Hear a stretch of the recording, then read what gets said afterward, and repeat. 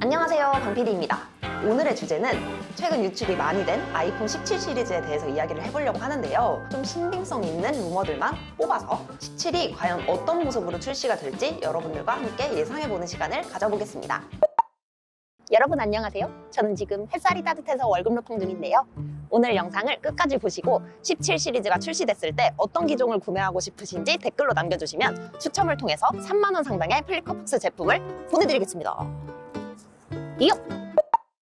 첫 번째로 지난 영상에서도 소개를 해드렸었는데 이번 17 시리즈에는 플러스 모델이 없어지고 17 에어라는 기종이 새롭게 출시될 예정입니다. 17 에어는 슬림이라는 이름으로도 불리지만 아이패드도 얇은 모델을 에어라고 부르잖아요.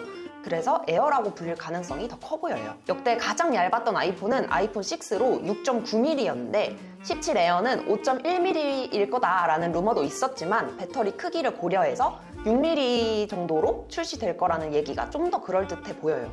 여기서 문제인 게 얇다고 다 좋은 게 아니잖아요. 2014년에 아이폰 6 플러스에서 그 밴드게이트라고 하죠. 휘어지는 일도 있었고 2018년에는 아이패드 프로도 그냥 꺾여 부서져 버리는 그런 영상도 유튜브에 있었어요. 그래서 과연 7년이 지난 지금은 내구성 문제가 해결이 되었을지 기대가 됩니다. 또 아까 두께가 6mm로 예상되는 이유 중에 배터리도 있었는데요. 배터리 크기가 작아지다 보니까 그만큼 성능도 좀 떨어질 거라고 예상이 되고 있습니다.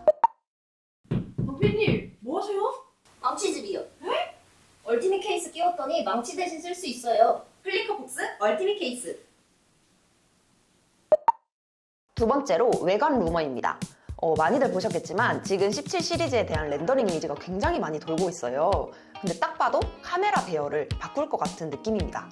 일자로 배열을 한다든지 외눈박이, 마이크 와조스키 같은 모습을 볼 수 있는데요. 현재 가장 가능성 있는 외관 모습은 이겁니다.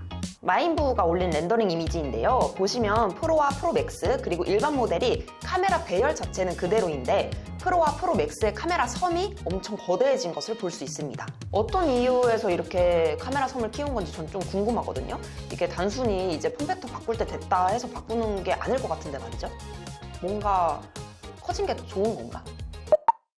그리고 17 에어는 카메라가 단일 카메라로 들어갈 가능성이 굉장히 높은데 외눈박이보다는 구글 픽셀처럼 이렇게 가로로 긴 형태로 들어갈 가능성이 높습니다. 자, 카메라만 바뀌는 게 아니에요.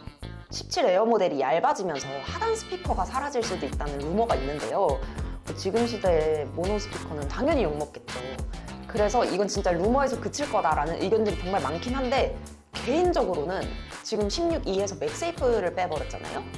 맥세이프 뺀 사람들이 스피커라고 못 뺄까? 라는 생각이 좀 들어요. 자, 이어서 후면을 보시면 이렇게 프레임 부분도 나뉜 모습으로 보이는 렌더링 사진도 많이 도는데요.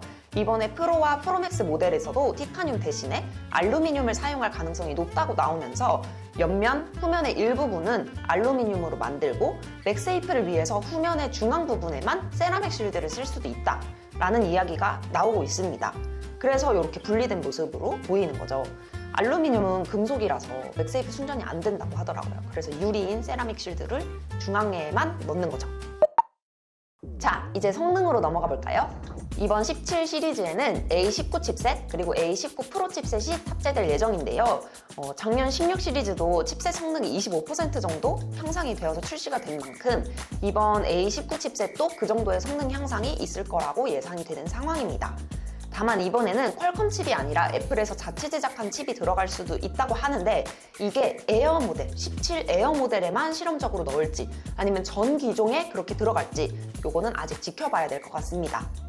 거기다가 램도 일반 에어 모델은 8기가로 유지되지만 프로와 프로맥스 모델은 50% 향상된 12기가 램으로 업그레이드 될 것이라고 보여지고 있어요.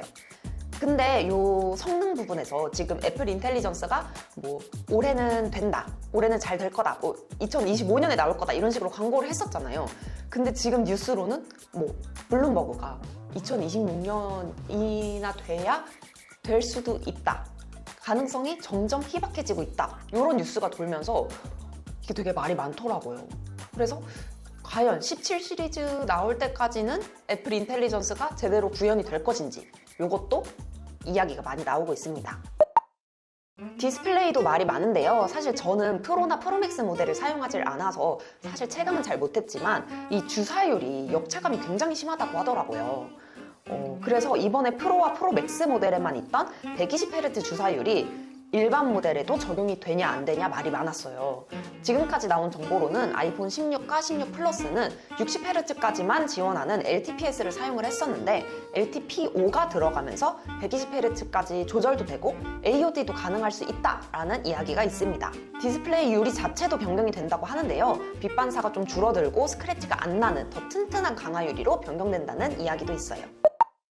이거는 성능에서 조금 다른 얘기인데 밍치거가 17 프로 맥스에 베이퍼 챔버가 들어갈 거다라고 이야기를 했는데 또 다른 사이트에서는 전기종에 들어갈 거다라고 이야기를 하더라고요.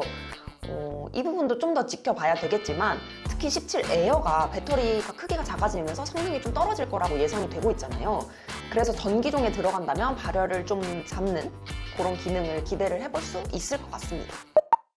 카메라는 전면 카메라가 전부 24메가픽셀로 향상될 것이라고 보이고 후면 카메라는 프로 맥스 모델이 3개 카메라가 모두 48메가픽셀로 향상될 거라는 이야기가 있습니다.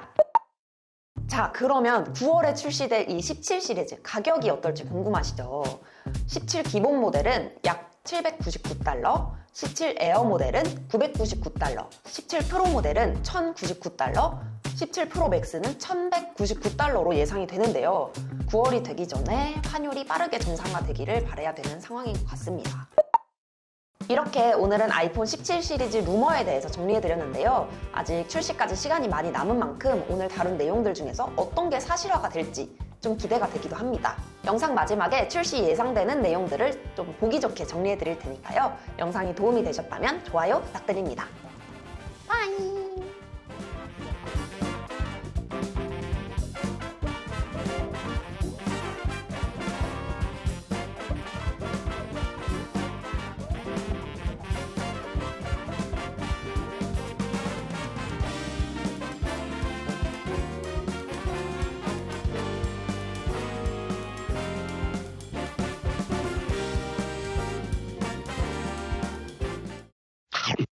너희들 뭐 하세요? 망치라는데요? 망치 먹을 수 있어요. 괜찮으세요? 네. 광고는 광고일 뿐. 따라하지 마세요. 제가 부른 거 아니에요. 저 월세예요. 아니 말